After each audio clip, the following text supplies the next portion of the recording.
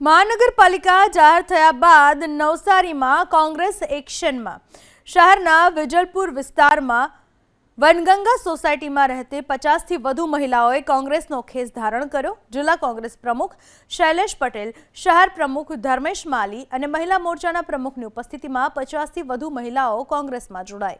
મહાનગરપાલિકાની ચૂંટણી આવનાર છે, પહેલા કોંગ્રેસે સભ્યો જોડવાની કામગીરી તેજ કરી। આજે નવસારી ખાતે વોર્ડ નંબર 10 માં લગભગ 150 થી વધુ મહિલાઓ મહિલા કોંગ્રેસ સમિતિના પ્રમુખ અર્ચનાબેન અને સંગીતાબેનના નેતૃત્વમાં કોંગ્રેસ પાર્ટીનો ખેસ ધારણ કરીને કોંગ્રેસની વિચારધારા સાથે જોડાયા છે।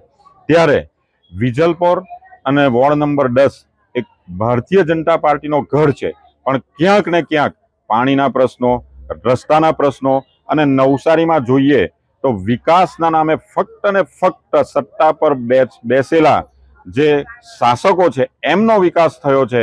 ત્યારે નવસારી ભ્રષ્ટાચારમાં સપડાયું છે।